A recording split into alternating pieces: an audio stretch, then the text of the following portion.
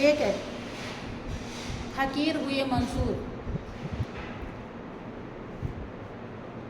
मंसूर के लिए जिक्र आता है कि उनकी एक बहन थी जिसका नाम था सबली। लेकिन वो ये नहीं कि कहीं मुसलमान का कव्वाली गज़ल कुछ हो रहा है तो वहीं जावे, वो हिंदू के भी सत्संग भजन में जाती थी सबली। उसके पिता को ये बात पसंद, आपने प्रायः देखा होगा कि हिंदू मुसलमानों के मज़ार पे चादर चढ़ाने चले जाते हैं, लेकिन मुसलमानों को हिंदू के मंदिर में पूजा करते देखा क्या? कोई हाँ अगर होगा तो कोई बिरले होगा, और नहीं तो क्योंकि वो अपने मजहब के पक्के होते हैं, मजहब के लिए वो लड़ पड़ते हैं। ऐसा आप देखते होंगे समाज में। तो उसके पिता देख रहे हैं कि मेरी लड़की सबली ये हिंदू के सत्संग में जाती है, तो बहुत ही नाराज होते थे।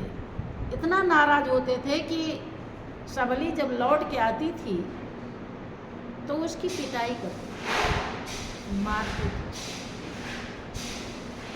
लेकिन सबली समझ चुकी थी कि इस मार कुटाई से ज़्यादा कीमती सत्संग का अवसर मिलता और वो सत्संग का लाभ उठा लेती। बड़े भाग्य से जो सत्संग मिलता है वो अपना भाग्य बना लेता, जो बना नहीं पाता उसके लिए बड़े भाग्य से नहीं मिलता, जो बना लेता है। हाँ, बना वही पाता है जो जन्म जन्मांतर से पवित्र पावन संस्कार इकट्ठा कर रखा है। उसी संस्कार रूपी दर्पण में सच्चाई दिखाई पड़ती है, और जब दिखाई पड़ती है तब जीव, मानो आदमी, इंसान बन करके उसे धारण कर लेता है। सबली एक नहीं मानती थी, रो लेती थी, दर्द सह लेती थी, लेकिन जब देखती थी कि हमारे पिताजी अब नहीं हैं, कहीं गए हैं, तो फिर वो संतों के सत्संग में चली गई। एक दिन का प्रसंग आता है कि एक जंगल के किनारे संत सत्संग फरमा रहे थे। सबली को पता चला और वहीं वो पहुंच। जब उसके पिताजी आए, देखे कि सबली फिर नहीं है, अब गायब है, ये कहाँ चली जाती। पता लगाया तो पता चला कि वो सत्संग में। तो मंसूर उनके बेटे थे, सबली के भाई। पिता ने आदेश दिया कि बेटा जाओ, उसकी चोटी पकड़ करके घसीटते हुए, वो तो काफिर है, धर्म के विरोधी है, हमारे मजहब के खिलाफ काम कर रही है, तो इसलिए उसे पकड़ के लाओ। अब मंसूर जाते हैं, चूंकि पिता की आज्ञा का पालन करना है। पता लगाते लगाते वहां जंगल के किनारे पहुंच गए। देखा कि महाराज सत्संग सुना रहे हैं और जनता सुन रही है, प्रेमी भक्त आए हुए। तो मंसूर धीरे से वही जंगल की झाड़ी में छुप जाते हैं, देखने के लिए कि हमारे पिताजी मेरी बहन के ऊपर इतना नाराज क्यों होते हैं, क्या कारण है आखिर, क्या यहाँ बताया जाता है, क्या उल्टा सिखाया जाता है जो हमारे पिताजी इतने नाराज हैं। जरा हम सुने तो, क्या पता हम सामने चले जाएंगे तो ना बताएं, बदल जाए, इसलिए चुप करके सुनने लगे। उन्होंने पूरा सत्संग सुना तो पता चला कि यहाँ तो प्योर ज्ञान की बातें, और जिसके लिए हम इस दुनिया में भेजे गए, जो हमारे जीवन का ध्येय और लक्ष्य है, वो सच्चाई यहाँ दर्शाई जाती है। यह तो बड़े भाग्य की बात है। सबली तो हमारी बहन बड़ी भाग्यशाली है, मैं तो अभागा रह गया। अब हमें भी चूकना नहीं है। मंसूर अपने हृदय में दृढ़ प्रतिज्ञा कर लेते हैं कि अब हमें भी संत का संग अवश्य ही कर लेना है, और संत से उस नूरे इलाही का दीदार कर लेना है, जो नूरे इलाही अल्लाह ताला रोम रोम में रम रहा है, कड़कड़ में समाया है, जर्रे जर्रे में विराजमान है। लेकिन कभी भी वो कितना नमाज पढ़ लें, कभी नजर नहीं आता है। सबली तो बहुत ही भाग्यशाली है। ऐसा सोच ही रहे थे, इतने में सत्संग खत्म होता है और महाराज जी कहते हैं कि झाड़ी में एक कुत्ता बैठा हुआ है, छिपा हुआ है, इसे भी प्रसाद दे दो। अब उसका और ज़्यादा विश्वास पक्का हो गया कि महाराज जी ने तो हमें देखा भी नहीं, मैं झाड़ी में तो छुप के बैठा हूँ और महाराज जी कैसे कह रहे हैं, तो ये तो अंतर्यामी है। अब वो और ज़्यादा प्रभावित हो गया और निकल करके चौड़ों में गिर के फूट फूट के रोने लगा कि महाराज, जन्म जन्मांतर से आप ही की खोज थी और अब वो अवसर मिला है, अब हमें लाभ उठा लेने दो।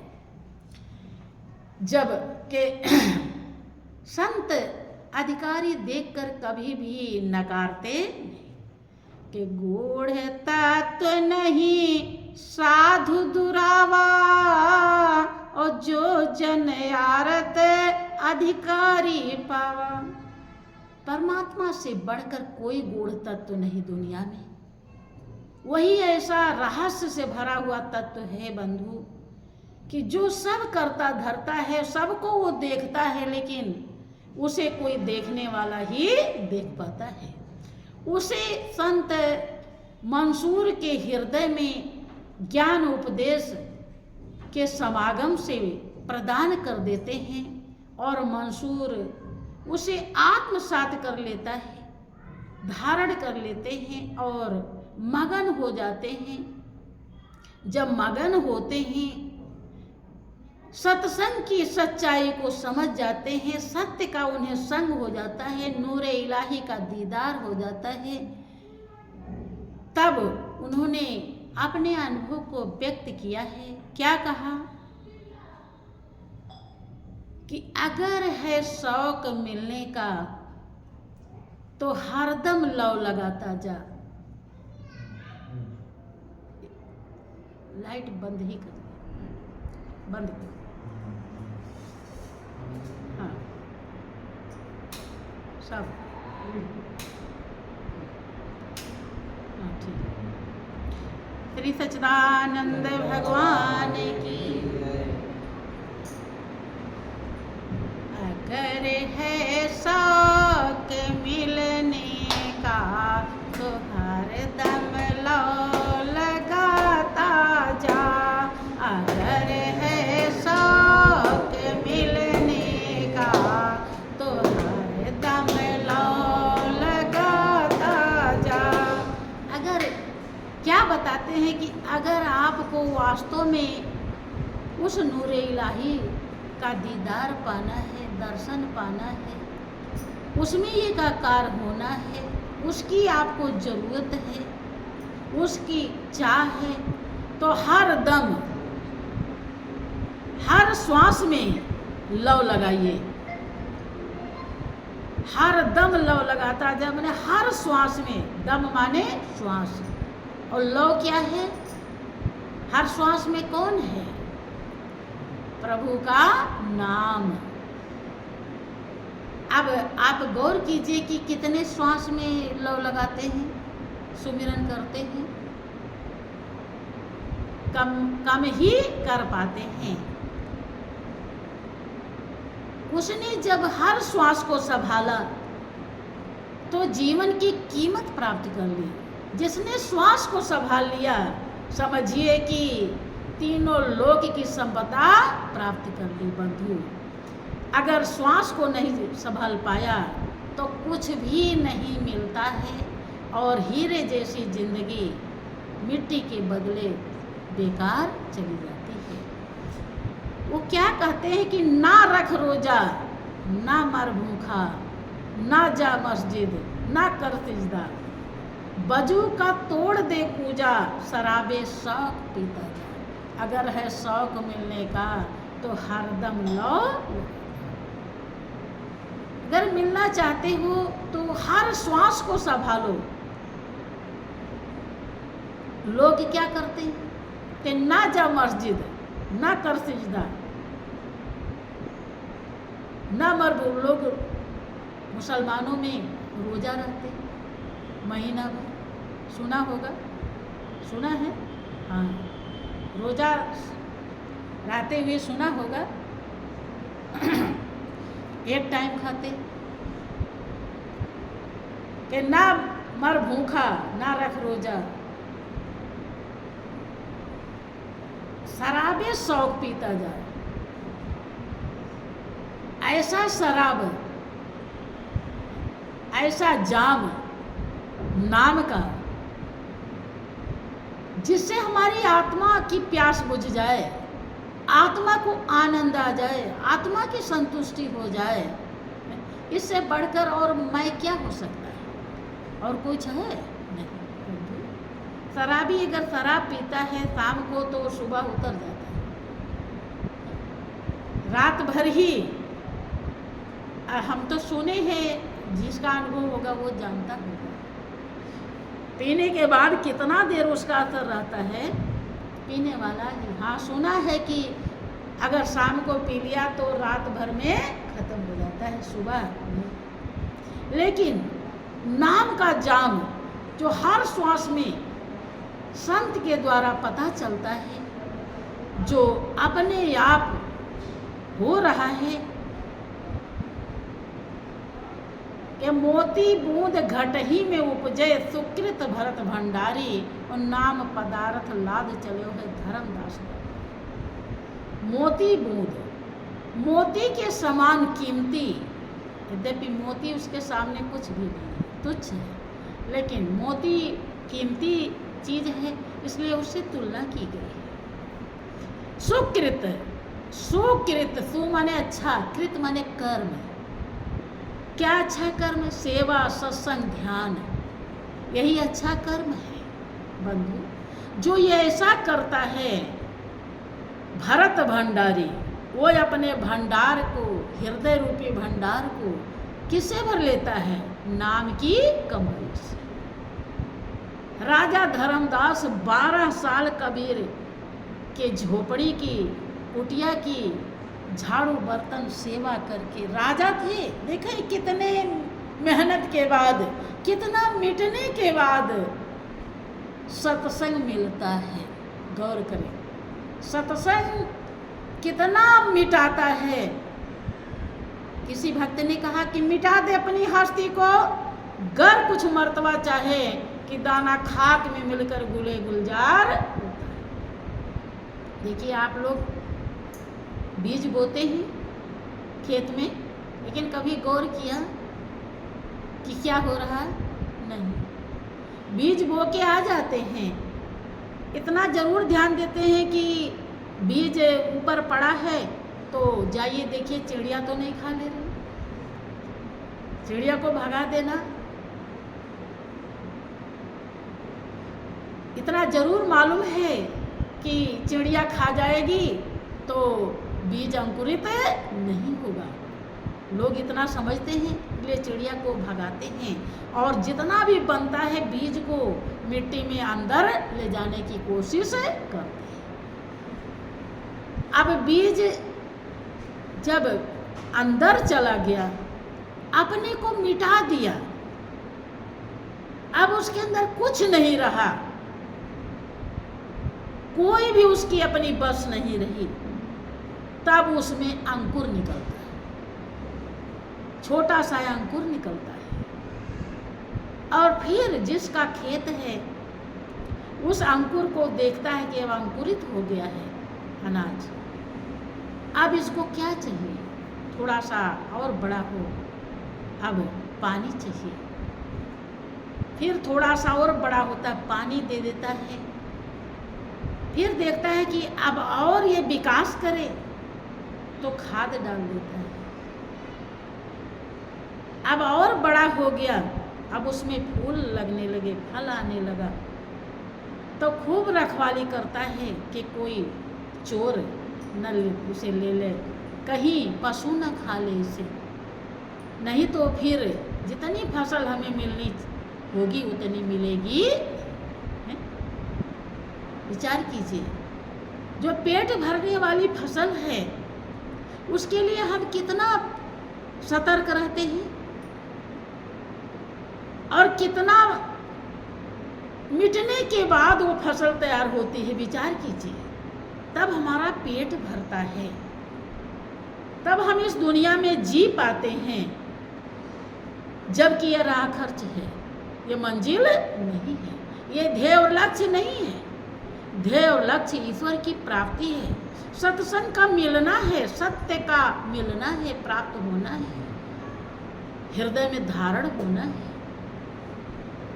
वो कितनी कठिनाई से मिलेगा, उसके लिए इंसान जरा सी दिक्कत आती है तो वो एकदम बौखला जाता है, पागल हो जाता है, उसके अहंकार पे बट्टा लगने लगता है, तुरंत दुखी हो जाता है कि हम तो अपने घर पे इतने अच्छे थे, इतने आनंद से, इतने वैभव में रह रहे थे, और यहाँ तो हमें धक्के सहने पड़े, यहाँ तो हमें दुख उठाना पड़ा।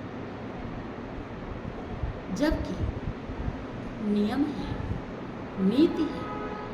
हमने हमारा जो अनुभव है, हम जब गुरु दरबार में आते थे, जब हमको वस्त्र नहीं मिले थे, तो एक बार का जिक्र है कि बहुत दिसंबर महीना था, कड़ाके की ठंडी पड़ रही थी बहुत तेज, और वहाँ पर यही जो बोरियों का कट्टे का क्या बनाते हैं, जो बिछाया जाता है फर्श, वही पड़ा हुआ था, और गद्दे गलीचे भी थे, ऐसा नहीं कि वहाँ कोई कमी थी। लेकिन मेरा दिल क्या कहता था कि अगर हम इस गद्दे पर लेट जाएंगे तो लोग सोचेंगे कि इनको गद्दे की जरूरत, गद्दा ये चाहती हैं,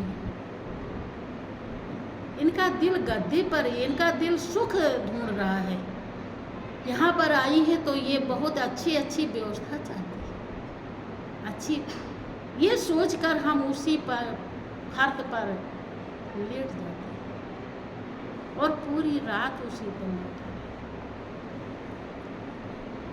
और मगन होकर के लेटे रहे। ऐसी उम्र थी, अवस्था थी, जो कुछ विशेष पता नहीं चला, रात बिता दिया। जब भी बैठते थे कहीं ही जमीन पर ऐसे ही, वो आदत अभी भी है, अभी भी कभी कभी ऐसे ही बैठ जाती है, कुछ बिछाती भी, जबकि सब कुछ है, तो वहाँ पर भी ऐसे बैठ जाती थी। सबको कोई खाना खा रहा है, उसकी पत्तल लेकर भाग रही हूँ, दौड़ रही हूँ, प्रेम से खिला रही हूँ, अपना खाया नहीं, पिया नहीं, कुछ होश नहीं। यद्यपि ये बताने की बात नहीं, ये तो सब मालिक की कृपा और दया है। उन्हें ऐसी भावनाएं हृदय में थी, तो वही सोचते हैं कि अगर किसी भी प्रकार की हृदय में ऐसी वो होती कि दरबार में जा कर के हमको परेशानी ना हो, दिक्कत ना हो, तो शायद ये अंतर मिले नहीं। ठीक है, जीवन में जो भी व्यवस्थाएं हैं मालिक की, अगर मालिक निभा देगा तो समझते हैं कि जीवन धन्य ही हो जाएगा। हाँ, उसके निभाने की है, ये मेरी तो कोई करनी निभाने की नहीं भगवान, जैसे भी निभाओगे अब तुमको निभाना है। लेकिन अपनी यही भावना थी, कभी भी कोई चीज़ की ऐसी चाह ही नहीं थी। तब कहीं से कोई दिक्कत नहीं खटकी और आज तक यहाँ तक लाया, और आगे कैसे ले जाएगा मालिक तो वही जानता है। किसी भी चीज़ की वो नहीं थी। मंसूर कहते हैं कि अगर है शौक मिलने का तो हर दम लो लगाता जा, ना रख रोजा, ना मर भूखा, ना जा मस्जिद, ना किसी बजू का तोड़ दे पूजा, तराबे शौक जो रीत रिवाज है। बजू मुसलमान लोग करते हैं ना, आप लोग ऐसे धोते हैं, वो ऐसे धोते हैं, वजू करना ऐसे करते। कहने को मतलब रीत रिवाज। लोग कहते नहीं ये काम अब होना चाहिए, हमारी माँ ऐसे करती थी, हमारे पूर्वज ऐसे करते थे, ये उसका पूजा तोड़ दो, तब तराबे शौक पीता जा।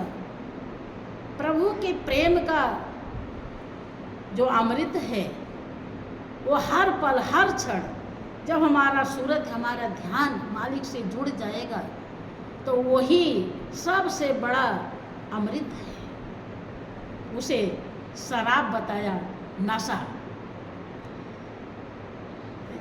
भाई जिसको नशा की आदत पड़ जाती है वो किसी की बात मानता है? नहीं मानता ना। हाँ, बड़े मुश्किल से मान जाए। ऐसे ही जिसे मालिक के प्रेम का नशा मिल जाता है, हो जाता है, तो वो भी दुनिया की किसी की भी बात मानता नहीं। शराबे शौक पीता जा। मंसूर ने मानी नहीं। उन्होंने कहा कि ये धागा तोड़ दे तस्वीर किताबें डाल पानी में, मशाइख बनकर क्या करना, हकीकत को जलाता जा। अगर है शौक मिलने का तो हरदम लौ लगाता जा। कि खुदा तुम दूर मत समझो, यही रास्ता है मस्तों का। अब खुदी को दूर कर दिल से, इसी के बीच आता है। खुदी माने अहंकार। जिस दिन अहंकार के गर अभिमान मिटाना कठिन है तो प्रियतम को पाना कठिन है। हम देखते हैं कि बहुत प्रेमी गलती पे गलती करते रहते हैं, लेकिन वो उनकी जुबान से ये नहीं निकलता कि मुझसे गलती हो गई, मुझे क्षमा कर दो।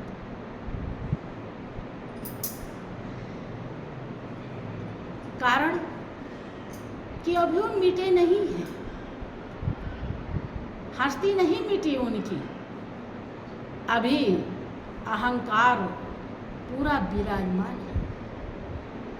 लेकिन ध्यान रहे, अगर बीज थोड़ा सा भी ऊपर रहे तो चिड़िया वहीं से उठा ले जाती है।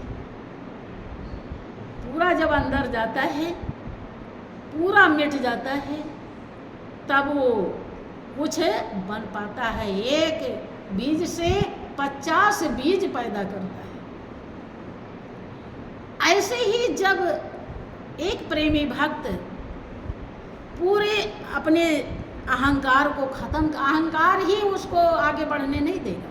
कोई भी हो, अहंकार ही बताता है कि तू इतना अच्छा है, तेरे ये है, तेरे वो है, तेरे वो है, वही समझाता है। और उसी की बात अगर वो सुन लेता है तो फिर वहीं वो पहुंच जाएगा जहाँ वो ले जाना चाहता है। अहंकार ही परमात्मा का खुराक है। अहंकार जब थोड़ा सा नारद को आया, सुनते हैं भाई, उन्हें शंकर जी जहाँ बैठ के ध्यान किए थे, जो सिद्धि उनकी थी वही ध्यान किए जब नारद जी, तो उन्होंने काम पर जब विजय पाई तो उस अहंकार आ गया उनको। भगवान विष्णु कहते हैं कि वो शंकर की हमसे तो कहे लेकिन विष्णु से मत कहना। तो सोच रहे हैं कि ये इनकी तो बड़ाई हो रही है और हमारी बात देखो, इतनी ऊंचाई पर जाकर के भी मन कितना बर्बाद करता है। गौर कीजिए, नारद देव ऋषि कहलाते हैं और जहाँ चाहते वही चले जाते हैं, ऐसी उनकी सिद्धि है। लेकिन शंकर जी की बात उन्हें समझ में नहीं आ रहा। हम देखते हैं कि हम किसी को कुछ कहते हैं तो उसकी मन वाली नहीं रहती तो वो मुंह बना लेता है तुरंत ही, उसके ऊपर ऐसा रिएक्शन करता है जैसे पहाड़ गिर गया। सोचिए, तो इसका मतलब क्या है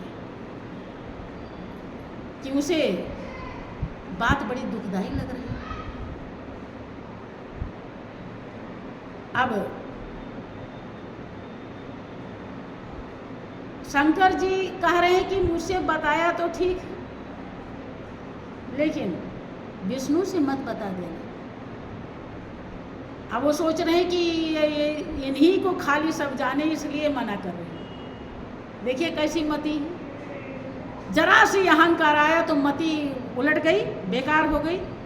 जबकि भगवान शंकर इसलिए नहीं मना कर रहे थे, वो इसलिए कि विष्णु से कहेंगे तब विष्णु इनका जो अहंकार है उसे वो खत्म करके ही रहेंगे, फिर इन्हें कष्ट उठाना पड़ेगा। भाई कोई चीज़ अब बीमारी है तो उसे निकालने के लिए कष्ट उठाना पड़ता है कि नहीं? पड़ता है ना। और अहंकार से बढ़कर तो कोई बीमारी नहीं है कोई बीमारी, इसलिए उन्होंने मना किया। लेकिन वो सोच रहे हैं कि इनके बराबर में हो गया, इसलिए कह रहे हैं ना बताओ। अब वहाँ जा कर के बता ही दिए, जब बता दिए तो हो गई उनकी परीक्षा।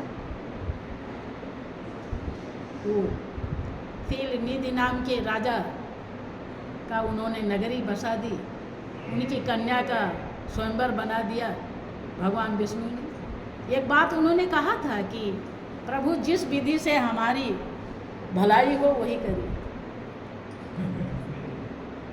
तो भगवान ने वही किया। जब उनका रूप मांग रहे थे तो हरि में बंदर को भी कहते हैं, हरि भगवान को भी कहते हैं, तो इसलिए उन्होंने बंदर का रूप दे दिया और भगवान वाला रूप है नहीं, क्योंकि भलाई उसे। अब देखिए इतने बड़े भक्त हैं, विचार कीजिए, और अब उन्हें कितना कष्ट भोगना पड़ रहा है। भाई स्वयंवर में बैठे हैं, अब कहानी आपने बहुत बार सुनी होगी, और जिस तरफ से वो लड़की जयमाल लेकर आ रही है उसी तरफ जा जा के बैठ रहे हैं, और वो भूल के भी इनके तरफ नहीं देख रही है, और राजकुमार जो आए हैं उनको देख रही है।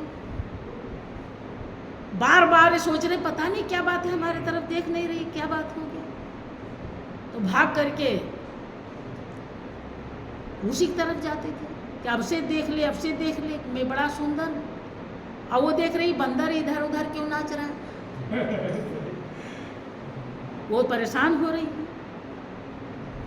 इतने में भगवान विष्णु आ जाते हैं और उनके गले में जयमाल डाल देती है और वो लेकर,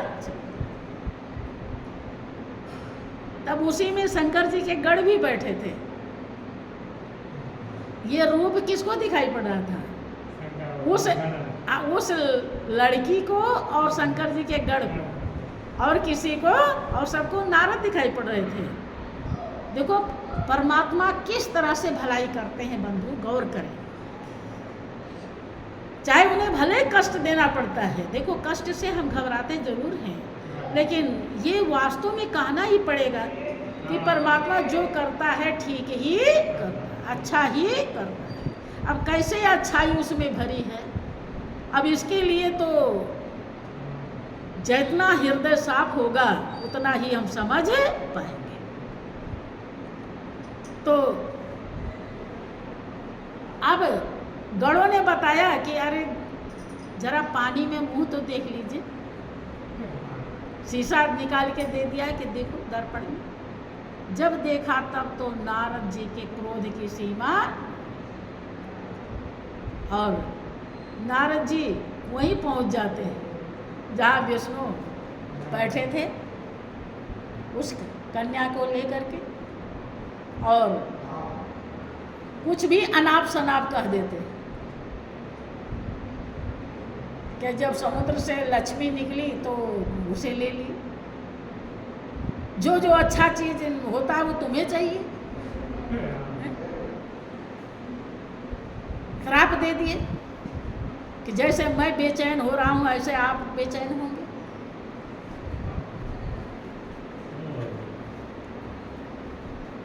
उन्होंने, भगवान ने श्राप भी अंगीकार कर लिया, लेकिन भक्त का हित करने में पीछे नहीं रहे। श्राप स्वीकार कर लिया, लेकिन नारद को अच्छा बनाकर ही, उनका जो दुश्मन था अहंकार, उसे खत्म करके ही सांस लें। विचार कीजिए, गौर करें बंधु। इसीलिए कहा जाता है कि गर अभिमान मिटाना कठिन है तो प्रियतम को पाना कठिन है। जब तक हम अपने अहंकार को मिटाएंगे नहीं, तब तक वो शुद्धि नहीं आएगी जिस शुद्धि से मालिक हमारे हृदय में दीदार देता है, दर्शन देता है, हम उसे धारण कर पाते हैं। इसलिए